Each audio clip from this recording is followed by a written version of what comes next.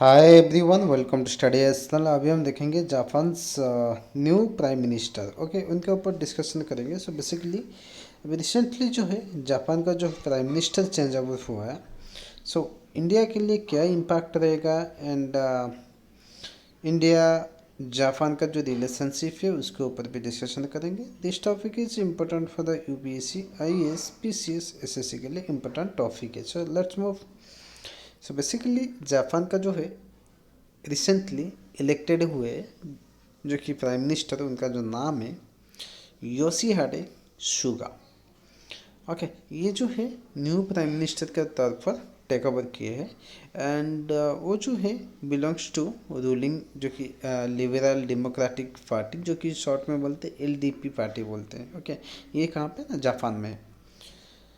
सो location हम देखेंगे, here is the Japan. Okay,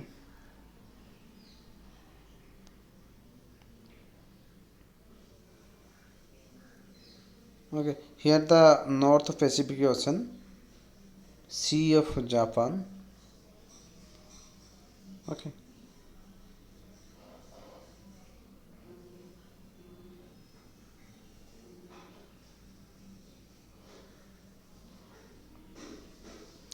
so new prime minister जो है, सो अभी जो इलेक्टेड हुए उनके पास बहुत सारा चैलेंजेस रहेगा।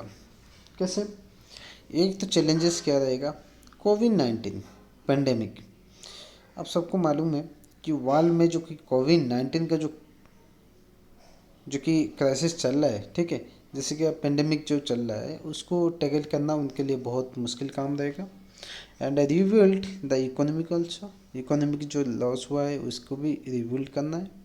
एंड प्लान ओलंपिक जो है ये शेड्यूल होने वाला है टोक्यो में 2021 में, उस वो भी उनके पास, ये तीनों जो है मेजर काम इनके पास है। सो पॉलिटिकल सिस्टम ऑफ जापान देखेंगे, जापान है जो मल्टी पार्टी।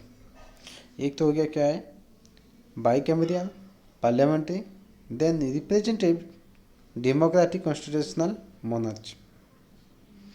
कॉन्स्टिट्यूशन देखेंगे, इट इज ए यूनिटरी जो कि model with the supremacy of the constitution.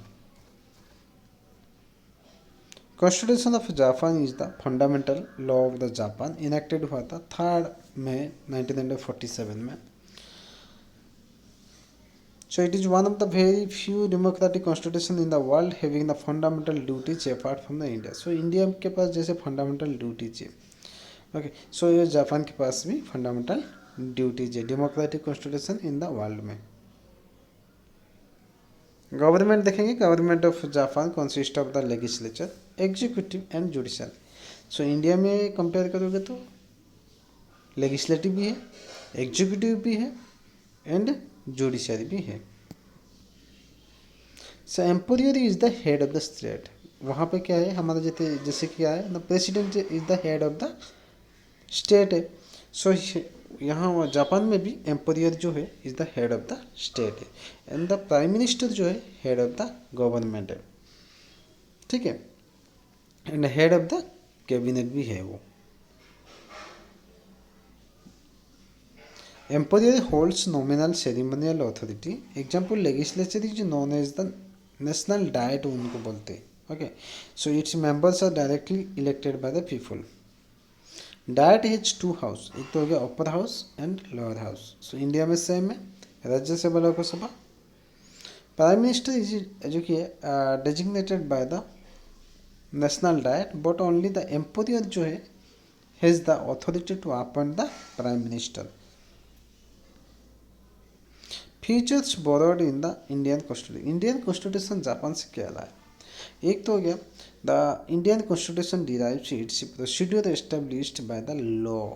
Okay, component from the Japanese constitutions, procedure established by the law, ये जो है ये अडोप्टेड किया है। The expressions occurs in the article number 21, right to life and personal liberty. It means that law duly enacted by the legislature or concerned body is the valid only if the correct procedure has been followed to the letter. Hence, the validity of the law that has जो कि है prescribed procedures cannot be questioned on the ground that its law is unreasonable, unfair or unjust.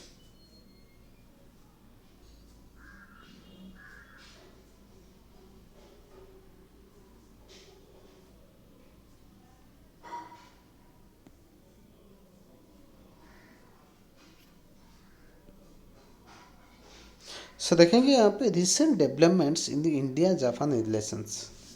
क्या क्या India Japan का relationship जो कि recent development हुआ है। रिसेंटली इंडिया जापान साइन किए हैं लॉजिस्टिक एग्रीमेंट। लॉजिस्टिक एग्रीमेंट में क्या होगा, that will be allow the arm forces of the both side. जैसे कि इंडिया में arm forces and Japanese arm forces coordinate करेंगे closely in the service and supplies. Okay, the agreement is known as the acquisition and cross servicing agreement, जो कि short में बोलते हैं ACSA। Very important है ACSA जो है, आपको याद रखना है, क्योंकि ACSA जो है इसके सहायता से क्या होगा ना, बोथ कंट्री का जो है जापान एंड इंडिया का जो कंट्री का जो डिफेंस है, ओके, एंड आर्म फोर्सेस है, वो क्या है, दोनों के बीच में कोऑर्डिनेशन रहेगा। ओके, लॉजिस्टिक कोऑर्डिनेशन एग्रीमेंट जो है। India and Japan warships conducted naval exercise in the Indian ocean में।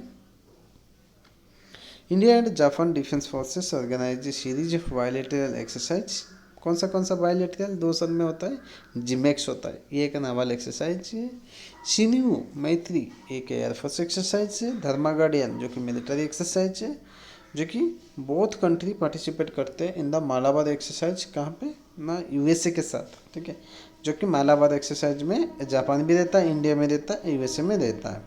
एंड अपार्ट फ्रॉम ये जो है मालाबार को छोड़ के और सारा जो है मैंने बता दिया, जिमेक्स है, सिन्यू है एंड धर्मा गार्डियन है।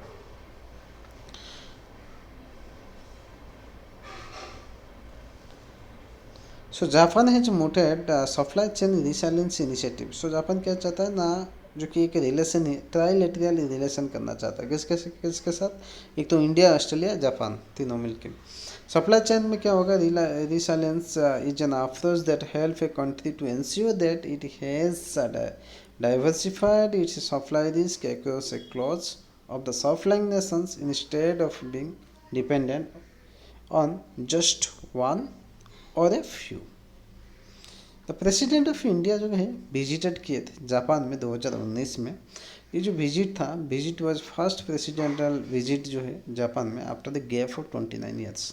29 ईयर्स के बाद जो कि इंडिया का जो है प्रेसिडेंट जापान में विजिट करने के लिए गए थे।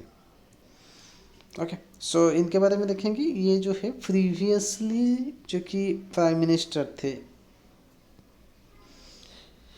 इनका जो नाम है शिंजो आबे, जापानीज पॉलिटिशियन। सो ये जो है प्राइम मिनिस्टर थे जापान में and president of liberal democratic party from the 2012 से लेकर 2020 तक। ओके,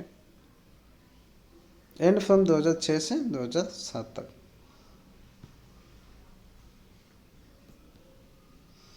ओके, सो इनके टाइम में क्या क्या हुआ है, 2016 में न्यूक्लियर डील। इन नवंबर 2016 में Indian prime minister Narendra Modi उन्हें 3 डे विजिट के लिए गए थे जापान में। तो वहाँ पे जो है साइन किए थे जो कि ये डील किसके साथ ना, शिंजो आबे उस टाइम में थे। सो न्यूक्लियर एनर्जी जो कि डील है उसमें साइन किए थे। So this is the first time that Japan जो है साइन किया है ये deal with a non signatory of non जो कि है क्वालिफिकेशन जो कि है, ओके, ट्रीटी के साथ। So that's all, thank you.